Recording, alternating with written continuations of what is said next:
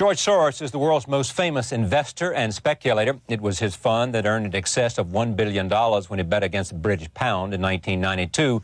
But he is more than just a money manager with one of the best track records in history. He is also a noted philanthropist whose gifts include a fund to prevent Russian nuclear scientists from selling their knowledge to a donation to help the children of war-torn Bosnia. Through his Open Society Fund, he has set up foundations throughout Eastern Europe with the hope of assisting those countries towards more free and democratic societies.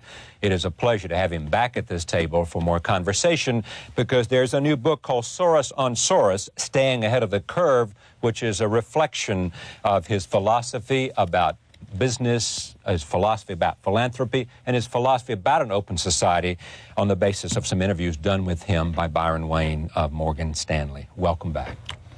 Let me first talk about the Eastern Europe. Sure. Give me your report card on what you think both your own foundations have been able to accomplish and how the political and economic situation is there in terms of Poland and Hungary and Czechoslovakia. Well, it's very mixed. I think that a great opportunity to move that whole region towards what I call open societies has been missed. And there's now, in many places, a tendency to develop some new form of totalitarian regimes. Well, totalitarian is too strong a word, but authoritarian regimes based on nationalist ideology in combination with newly emerging business interests. And that is the sort of classic recipe for fascism.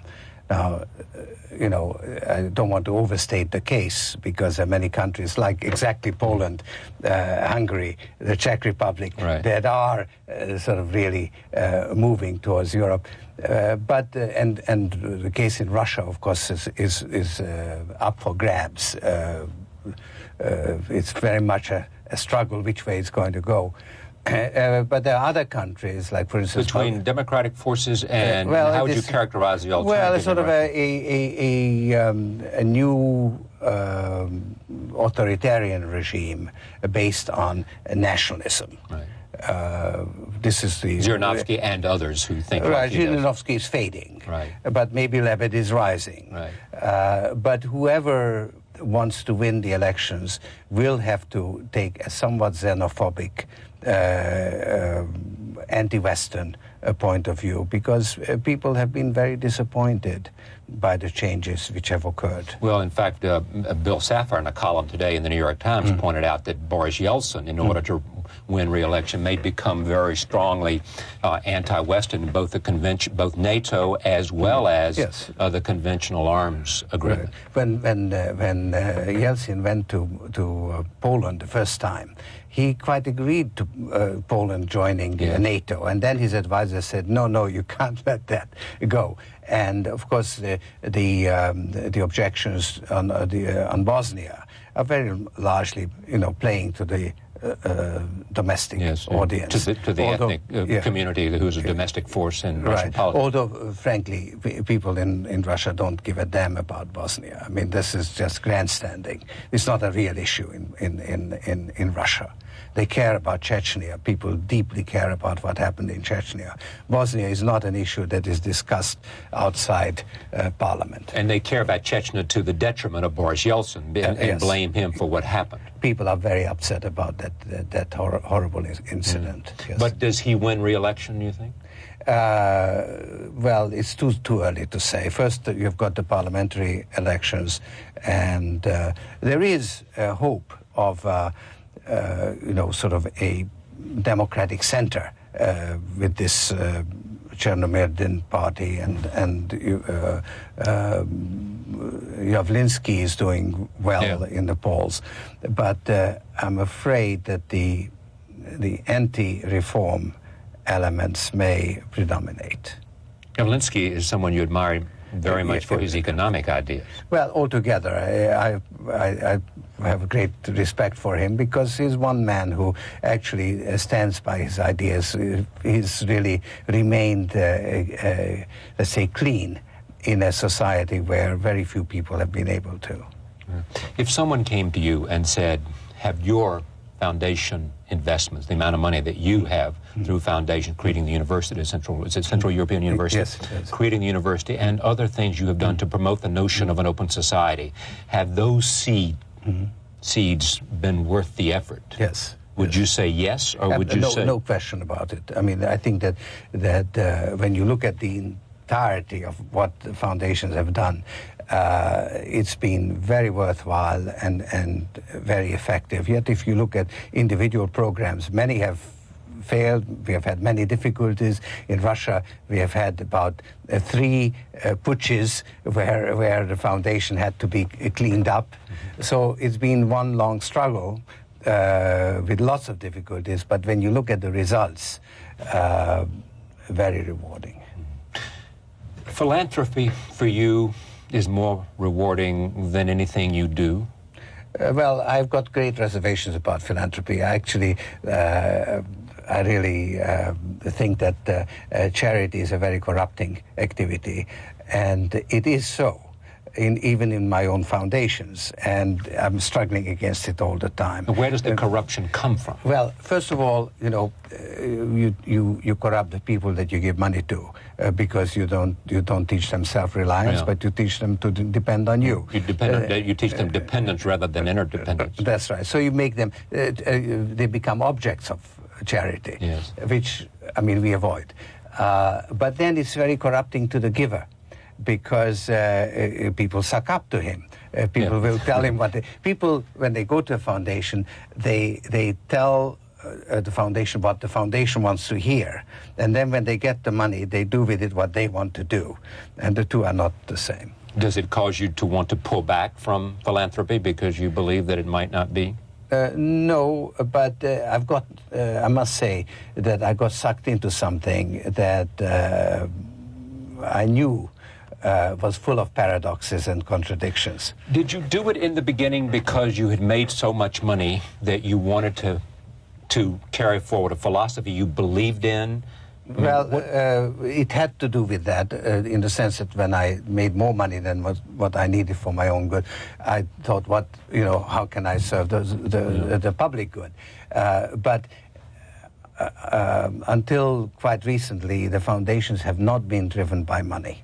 In other words, it wasn't that we had to give away a certain amount of money. Unfortunately, it hadn't also been that we didn't have money to give in case there was a good cause. So it was really the merit of the particular project that mattered. Let me talk about the business end and come back to the philosophical end for a second. There has been much talk about your comeback. During the bad times of certainly the beginning of '95, I guess, when did the comeback begin, when you began to once again connect? Well, I think this shouldn't be taken out of context. We have had, several patches. We have an average performance of something like 35% over the last 20 odd years, 26 years. But it's made up of years which are 5% or 8%, and years that are 60% or 100%. That's how you get the average. And we had 4 wonderful years, 90 to 93 inclusive, and 94 we were only up 4%, which was our second worst year.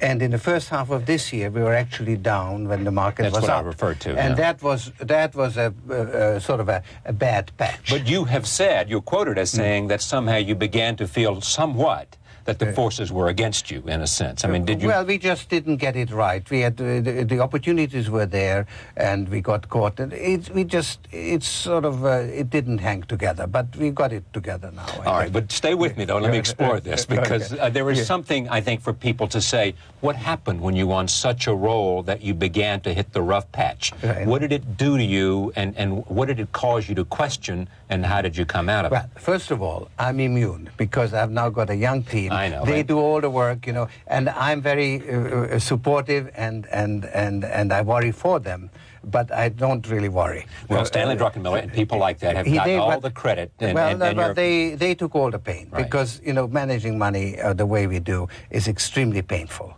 a very responsible job, and very stressful. And I don't actually feel the stress. If I did, I probably wouldn't be able to sit here and talk to you. So that's number one. You don't feel the stress anymore because it's not your judgments that are on the line? I'm not on the line. Right. They are on the line, and I'm just stand behind them. I'm coach, right, and they are performing. It's right. you know. You're the coach, and Stanley's the quarterback. Is that right? So of course I'm involved,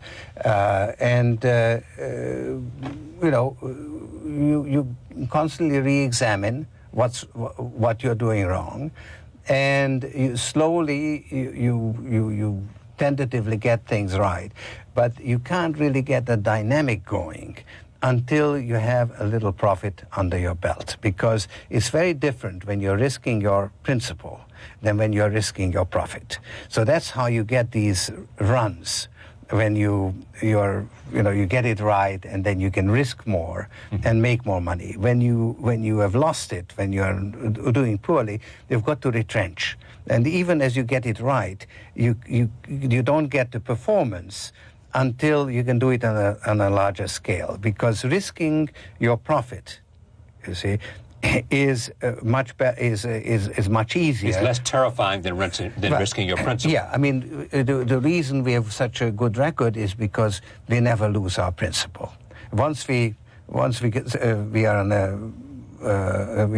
in a bad position, we retrench. So we might lose a little bit, but we'll never endanger because you leverage well. That's right. We deleverage when we are not making money. You stop leveraging. I assume that's what deleveraging means. Yeah. But in the sterling coup, which would not coup, in the investment there, where you captured the attention of the world and certainly the Bank of England. Right. Did you put $10 billion at risk or not? Yes. Now, was that all profit or was that principal? Well, it was our principal, but it was not all at risk, because the most we could have lost would have been, let's say, 2-3%, because there was no. It was a high reward, low risk bet. Right. But if it had gone wrong, we would have had the transaction cost of undoing it. Right. Whereas if we got it right, we made something like 15-20%.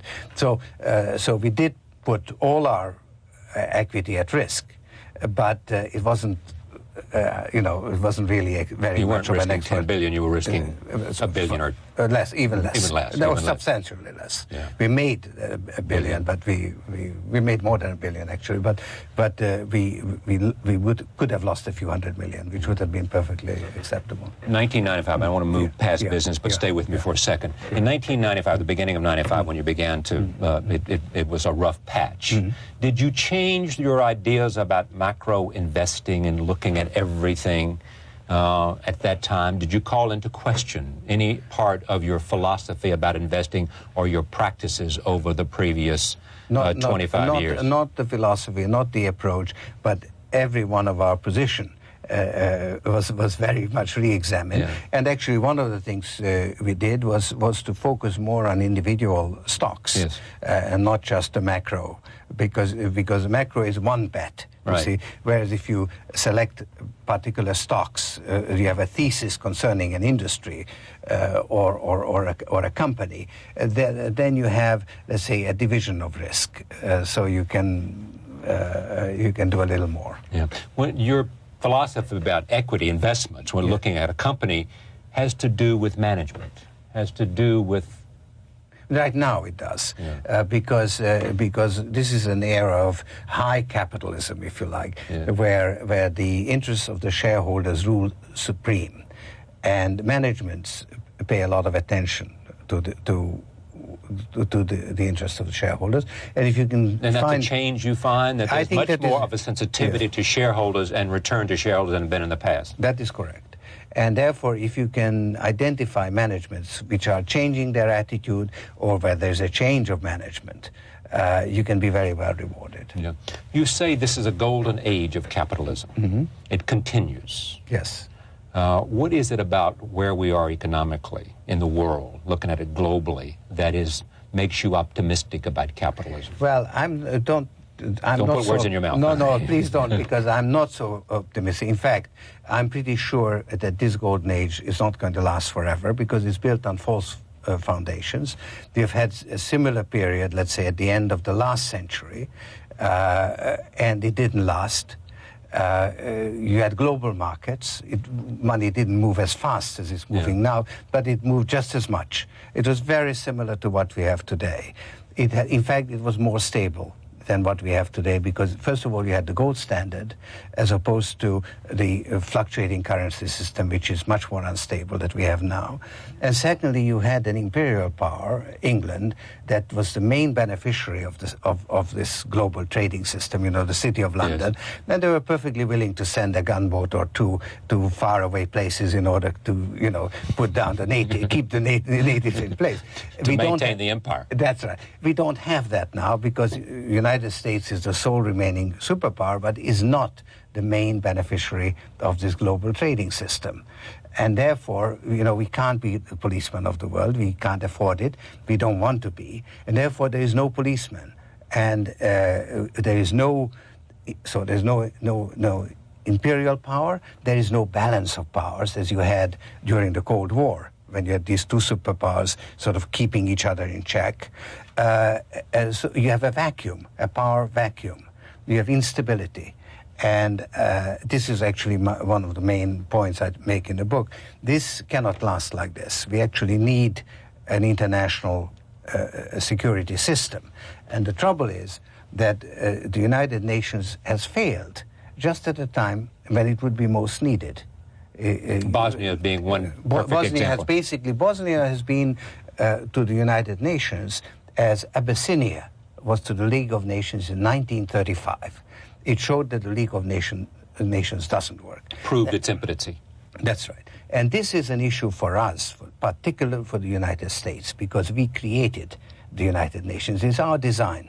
We are the leading power. But we say the United Nations failed. They failed. Yeah. It's us that have decided not to. For a number of reasons, including the fact that the rest of the world, and certainly the Western world, Japan and Europe, Bosnia being one small example, is looking to us for leadership. Yes.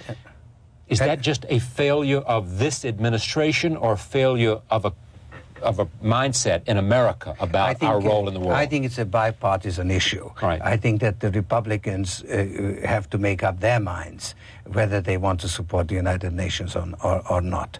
I think that, and if they don't, you know, what role are we going to play in the world? Stay with me on that. In terms of Bosnia and what the Clinton administration has done, are you supportive because of your concern for what's happened to the children of Sarajevo? Look, I think that we did finally. You see, when actually the survival of NATO became an issue because NATO got involved and it lost its credibility, and for us, maintaining the credibility of NATO is what really moved us. And also to help Clinton in his re-election campaign, because I think strong in foreign policy. Yeah, because there was a great weakness there, so he had to do something. Well, it just once we took action, it seems to have an effect. I mean, it has moved the situation dramatically. Now, unfortunately, it happened too late, and while it is beneficial in the sense of bringing the end much closer, the damage that has been done, it cannot be undone, and we must really recognize this as a terrible failure and learn from it, because basically what we have done has been to allow the ethnic principle, the principle of ethnic cleansing, to prevail. And whether it's practiced by the Serbs or the Croatians, or well, actually, it's the real victor in this situation is Croatia, which has become a nation state with less than 2% Serb population, and there's been 180,000 Serbs that have been expelled from Croatia. Now, with little opprobrium from the world. Yes, and I think that is an issue. I think that it cannot be undone now. I think it's a fact. But what kind of Croatia you're going to have is very important. And this is what we have to pay attention to. But let me come back to the United States and what we might do. The United States, you think, began to say we have to do something different in order to rescue NATO, right, which was clearly ineffectual and being called into question. And we're now talking about NATO expansion. Yes. What can be done now, in a sense, not with respect to Bosnia, but about the future of NATO? What has to happen? And has the United States, by these actions, in a sense, recreated well, it has saved a military arrangement that has no mission like it had in the Cold War? You're putting your finger on it, because I think it has saved NATO, but the mission of NATO, what is it supposed to do, remains unclear. Is it directed at Russia? Then it means we want to turn Russia into an enemy. Right. So I think that the mission of NATO has to be redefined. And what might it be? I think that that they ought to stand to protect open societies, basically, we ought to generally, in this part of the world particularly, care about what kind of regime prevails in a country. In other words, our attitude to Russia should be different depending what kind of regime it is. Is it a democratic regime, or is it an authoritarian regime? It's not, Russia in this geopolitical chess board, that... Well, but let me take that along. So let's assume it shifts to a totalitarian regime, right, and moves away from any kind of democratic regime. Right. How should our posture towards that regime be different? Well, I think that our posture should be different before it shifts there. In other words, in order to promote one area or the other, one direction or the other. That's right. I mean, we had an incredible opportunity to help that part of the world to move towards democracy. That opportunity is now greatly restricted, because we are 5-6 years into the revolution. So again, you can't go back in time. But still, we could learn from the mistakes we made in the last 5 years and still work towards strengthening democracy in that part of the world. Was it difficult for you, because of your own experience in that area, to, over that period of years from the fall of communism and the fall of the wall and the decline of those regimes, to sit back and see opportunity and not watch, because I don't think the administrations, whether it was Bush or Clinton, seemed to know exactly what to do, and secondly, to know that they had the will of the people to do it in terms of investment? Well, you see, I didn't sit. I actually threw everything I had into it, and I'm very satisfied having done it. I would have liked to influence policy, and I tried. I tried to get to Bush before he met Gorbachev in Malta, which I thought was the last time, really, to change the direction from the outside. Yeah. I was unable to do that. So I think that I've succeeded in everything, not everything, but in most of the things that I could do on my own. And I failed in influencing the policy. But today, Strobe Talbot is the Deputy Secretary of State, is the principal architect of our policy towards Russia. Yes? Yes. He listens to you. He does. So you have influence on the part of the principal policymaker, not only towards Russia, but towards Eastern Europe. Yes. Right? No, I do now have access. No question. We actually work together.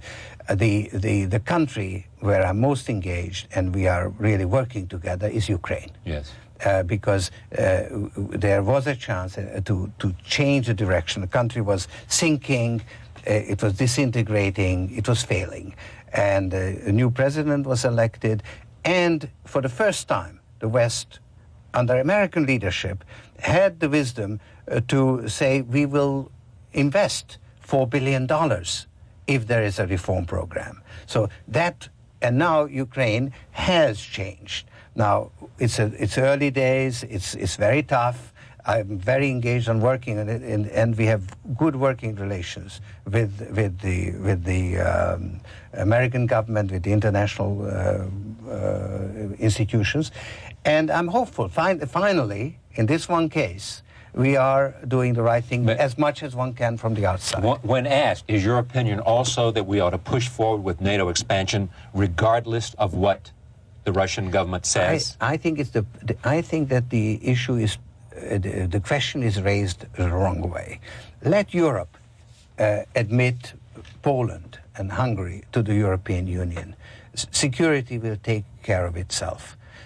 Let us have a constructive policy towards Russia, and Russia will not object. So your idea is forget NATO, let them come into some other kind of economic arrangement or security arrangement rather than NATO, because it is NATO that inflames the Russians or causes at least their paranoia. There's a saying that war is an extension of politics. Right. I say let's concentrate on politics and not war. I mean, it's a failure of politics when we come to war. So let's deal with the political and economic situation in those countries. That puts you at odds, I think, with Henry Kissinger, who is one of the people who endorse your book. We could have a very good debate, because we do have a difference of opinion. All right. Let me come back to the world economic situation. You believe that you're bearish on the economic future of France and Germany.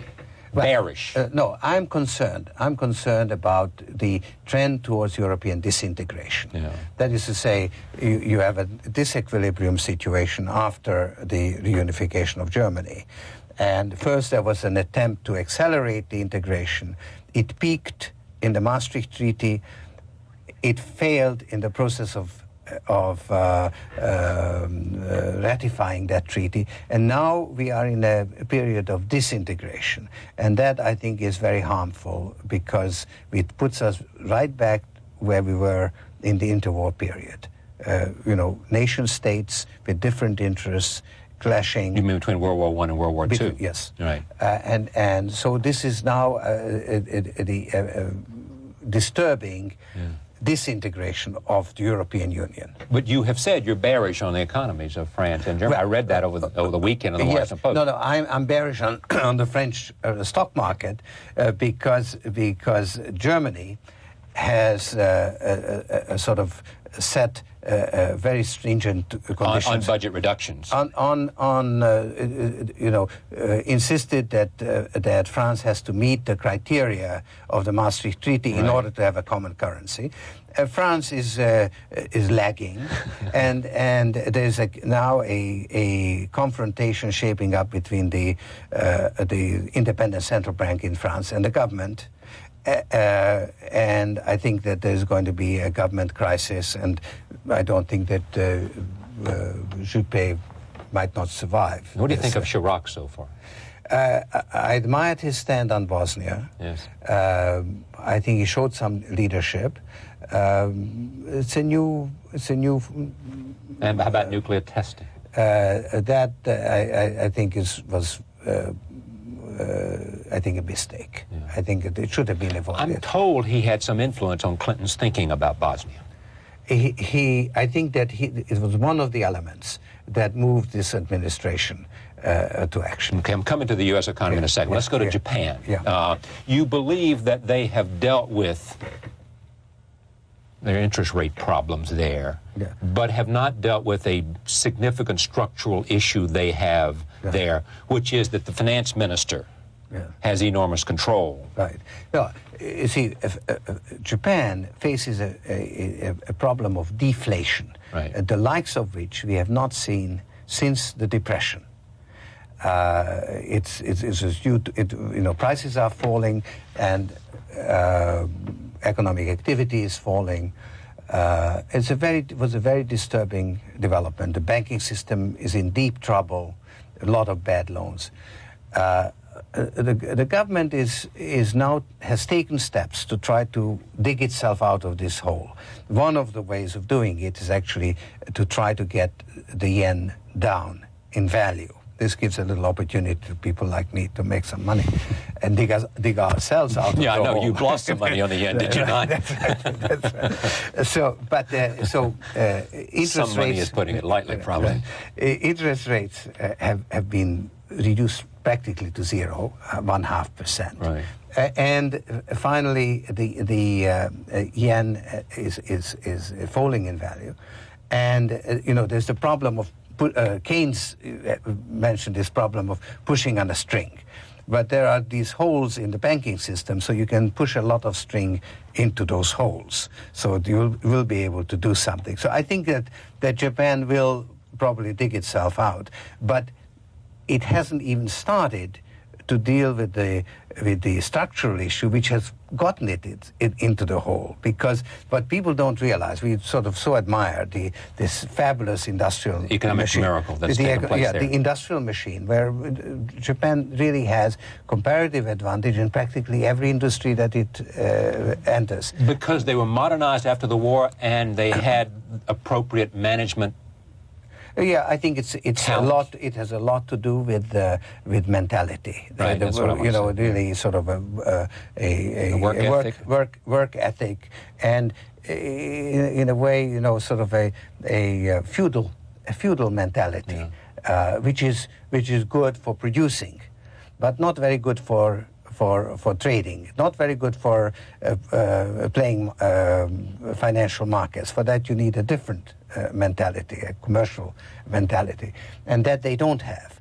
And because of that, they have this financial machine, which is under the control of the Minister of Finance. It's run by bureaucrats and operated by bureaucrats, and they have actually frittered away practically all the wealth. All the profits of the industrial miracle. That's right. So there's this tremendous failure next to the tremendous success. We've been mesmerized by the success. We haven't paid attention to the failure. How about China? What's your feeling about China and all the talk about the potential of China, both as a market because of 1 billion plus people? Well, I have a little theory about China, and that is that the communist regime will be swept out of power by an old-fashioned capitalist bust. What do you mean? Well, because basically the regime has lost the mandate of heaven, so as they call it, namely the trust of the people, and is now tolerated because it delivers economic advance. Right. And it does it because it's opened itself up to capitalist. Yeah, it attracts foreign investment, which is the engine driving the. And if ever that engine goes into reverse, then you're going to have political trouble, which will push the foreign investors further into reverse, which will then create further political problems. So you could have a political and economic collapse together. Well, might it happen when Deng Xiaoping dies, after all, when he dies, because of the competition among... I think he's essentially dead. Yeah? I think he's dead. So I think that... I don't want to say that essentially dead. I mean, clearly... No, I mean, it's to all intents and purposes. So I don't know how. I'm not sufficiently close to it to be able to have a more concrete sense of it. But that's an interesting idea, that because that if the economic force brought by capitalism should falter, that's right, then it's the only thing that's propping up this regime, because they have no political viability. They would say, I suspect, yeah, we do. We have an army, and that's how we maintain our power, and that's how we stay in power. That is true. That is true. You know, so we don't need any other kind of power. Yes, but I think that power, as Mao Zedong said, you know, power comes at the end of a gun barrel. That may be true, but that is irreconcilable with economic progress, because the army is a drain on the economy, and actually it is in China, I think, quite a severe drain.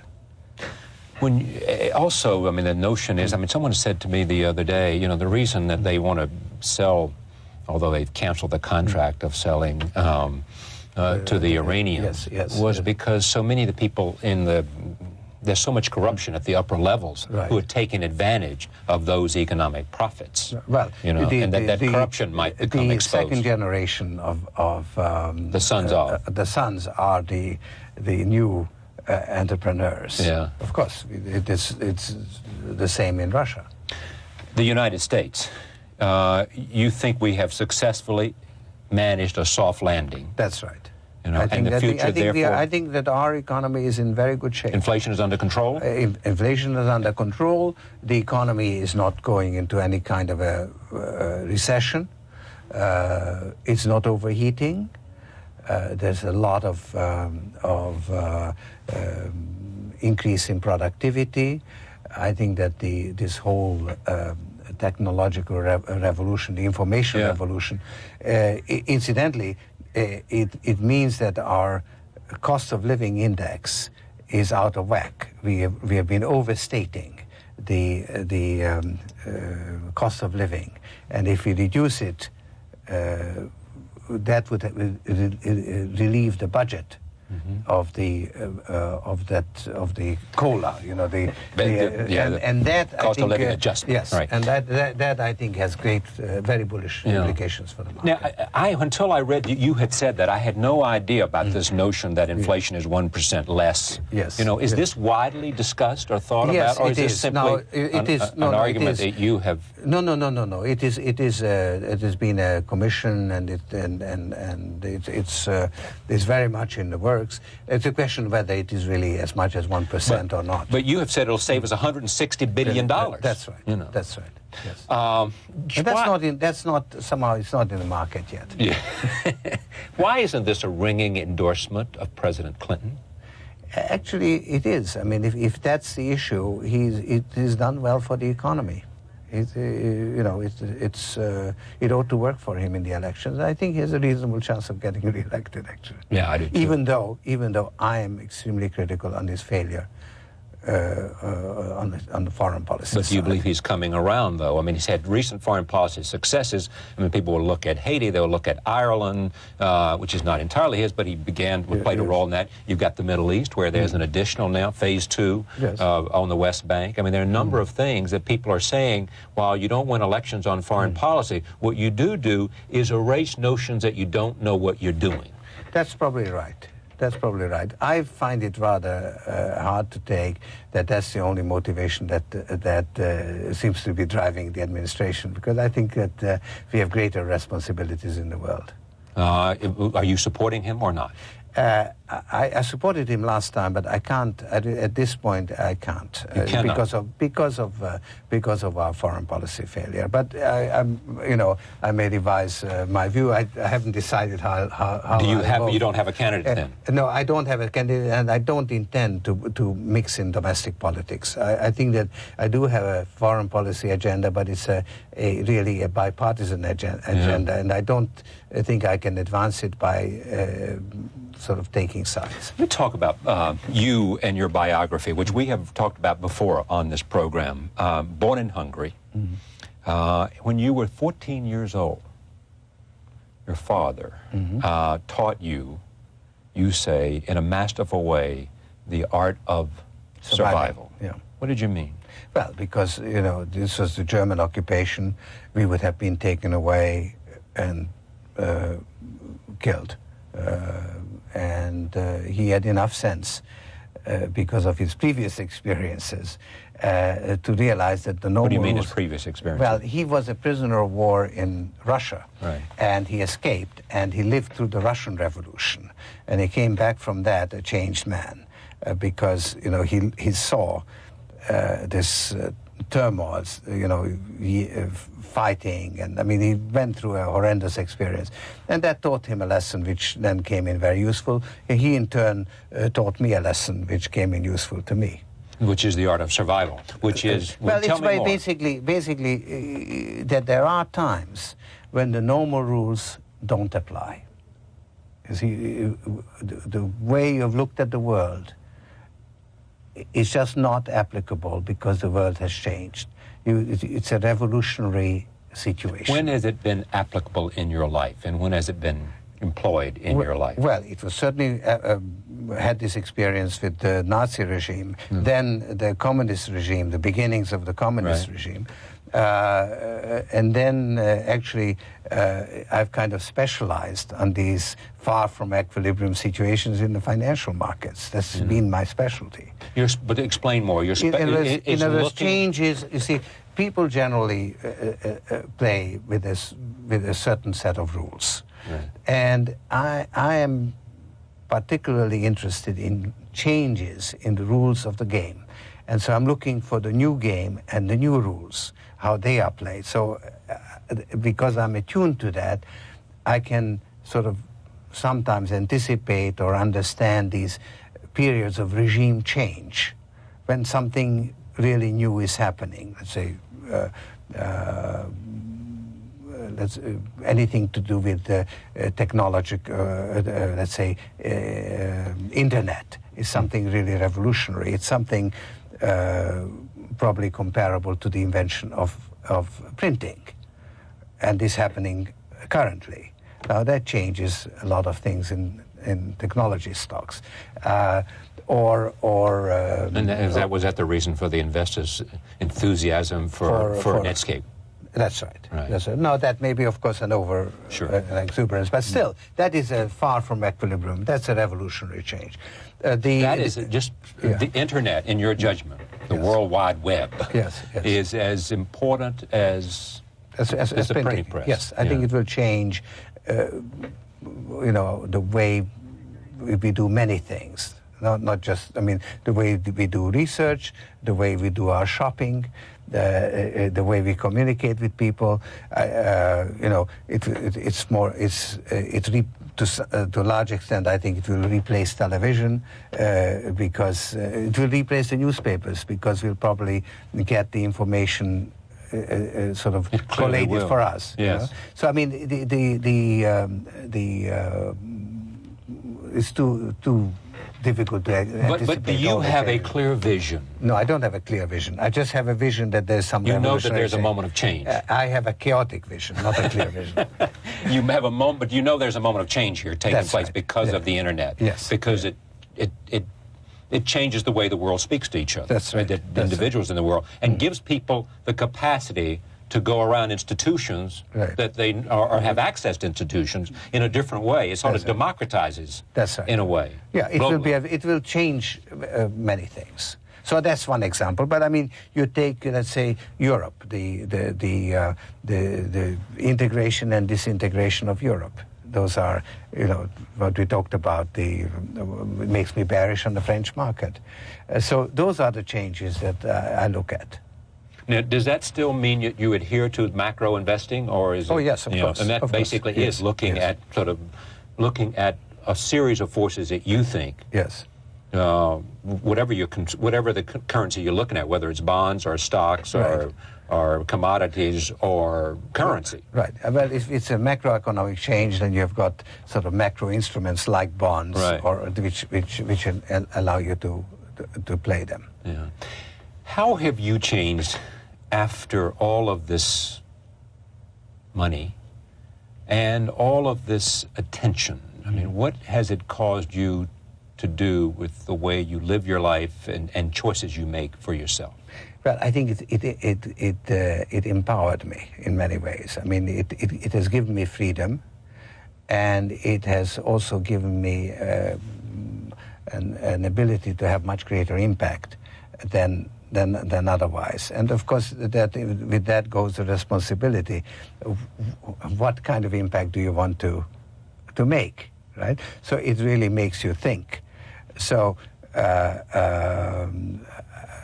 I've become, let's say, a more effective person, but now I've become also a more reflective person, because my own life has changed, and I need to think things through again. And actually, the book is an attempt to do so. But this is thinking out loud in terms of questions about who you are and the philosophy. You have suggested one role model for you was John Maynard Keynes, and both because he was an investor and a theoretician, because he had a Keynesian philosophy about the way the markets work. Yeah, it's just sort of, I was asked, well, do you have any models? So, I'm not suggesting you're comparing yourself to Keynes, but you look at someone who had a life and you say he was a philosopher. I think that's a full life, you see, to actually to participate and to think, to interact. For me, thinking and understanding is the most important thing. But for many years in my youth, I was deeply involved in profound philosophical questions, and I went on over and over the same questions until I was really spinning my wheels. I wasn't getting anywhere. Then I entered the real world, and I moved forward, you see. My wheels grabbed on. And that has enabled me to bring my own thinking forward. So let's say the conceptual framework, which I outlined there, I formed it in my student days, but I've developed it a lot further. You see, so I think that I'm What did markets teach you about your philosophical framework? Well, it was a laboratory where I could test my ideas. And because it is a hard-headed, very realistic laboratory. Yeah, it's a hard taskmaster. Yes, So there is such a thing as reality. Okay, there's one should realize, and funny thing to say that the market is reality, because it seems to be so far removed from reality. But that is actually a very good example of what reality is, because all the false ideas and misconceptions that we have and which play in the market, is part of the reality that we have to think about. So the role of misconceptions is tremendously important in forming reality. You see, that the reality of the market is infused by your recognition of all the misassumptions that go into it. You see, one of the major misconceptions, which we sort of started with the Greek philosophers and then was reinforced by science, the success of science, is that our thinking is here and reality is there. And there's a correspondence between the two. We try to understand what's out there. But in effect, our thinking is part of the reality that we are trying to understand. You see, so instead of thinking of two parallel things, we have to realize that there is one big thing, which is reality. Okay, and there really is such a thing, and we are part of it. And being part of it, we can't possibly encompass it, understand it fully.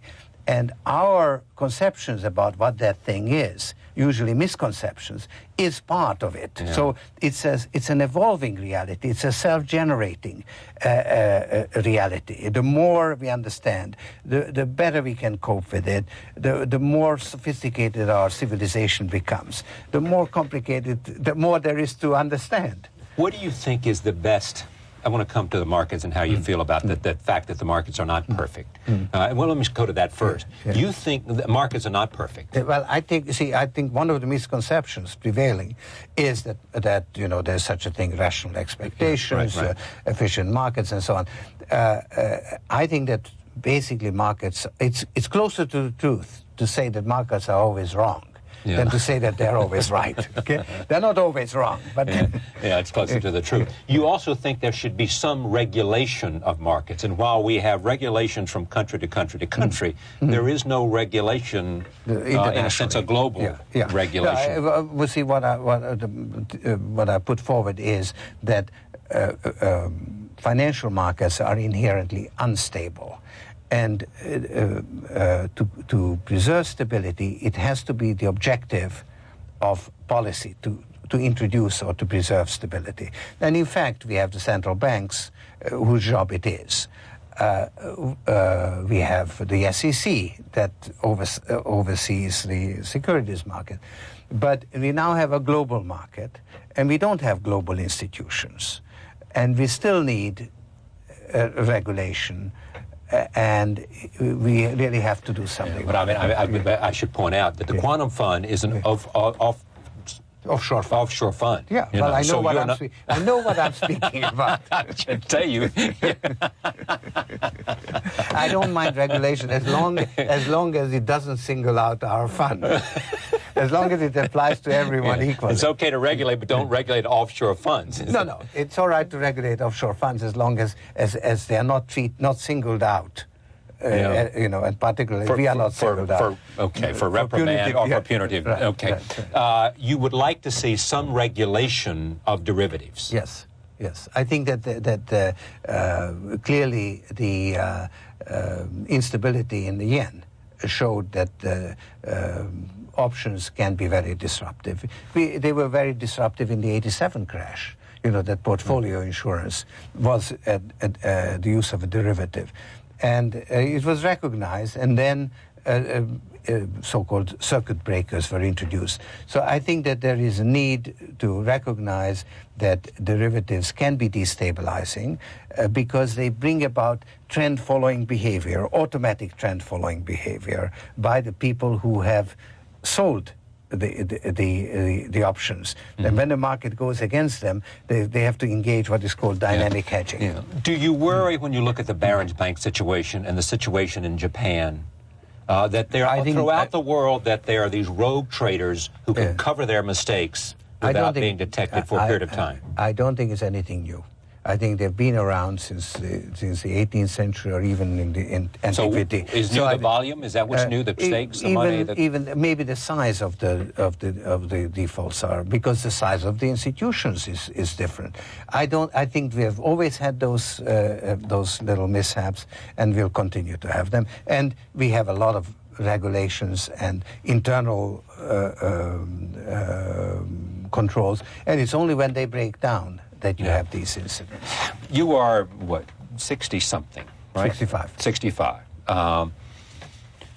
What do you want to do with the rest of your life? What is it that you hope you can accomplish? Whether you live 30 years or 5. Yeah, since I'm a believer in an open society, I think this is an open-ended question. You see, you may change tomorrow. No, what I mean is that I really don't know. I mean, I have a sense of direction, how far I can go. Maybe this is it. Maybe I've just peaked right this minute. Yeah, well, but I mean, but what's the opposite side of it? I mean, what is the open-ended is in terms of what you think? You don't know the answer in terms of how whatever influences you can bring to bear. Yes, well, I really, you see, having engaged in a lot of action in the last 5 years, I'm now really entering a period of reflection. And I was focusing, let's say, on Eastern Europe. I now realize that there's something fundamentally flawed or missing in our open societies. There's like what? Well, there is a crisis of values and a lack of cohesion, a lack of a common purpose. And people are groping for it in different ways. And I see the need for it, but I don't know the answer. You see, I don't know. For instance, I see this tremendous need for a stable security system. I really think that we will have an awful lot of wars and how about moral values? How about the notion of a sense of purpose? Yes, that is very much part of questions of liberty and freedom. Yes, I mean the question is, you see, you live in an open society. It means that we live in a global society, multicultural. What is it that we really believe in? We have our values, the Japanese have theirs. Singapore tells us that Asian values are different from American values. There has to be something, you see, that unites us, something that we stand for. And I have this rather difficult notion that what unites us is that there is the recognition that our understanding of the world in which we live is imperfect. And we have to have respect for each other's opinions. That there is a reality, but there is a pluralism of values. And that pluralism is a good thing. Now, therefore, pluralism has to be the common value. Right. Now, how to get there? You see, we have it enshrined in our Constitution, freedom and so on. But it doesn't apply on a global scale. It only applies to our country. And it's said these things we hold self-evident. Well, it isn't self-evident. We somehow have to come to this conclusion. You see that freedom is worth preserving. That it needs to be preserved, that it won't survive without our willingness to fight for it, to make some sacrifices for it. So there has to be, let's say, a common ground for which we are willing to stand. To stand for. Soros on Soros, Staying Ahead of the Curve, is a conversation between George Soros and Byron Wien of Morgan Stanley. I thank you, in which it talks about philosophy and business and politics. Thank you for joining us for this time. It's been a pleasure to have you here again. We thank you for joining us. Look forward to seeing you next time.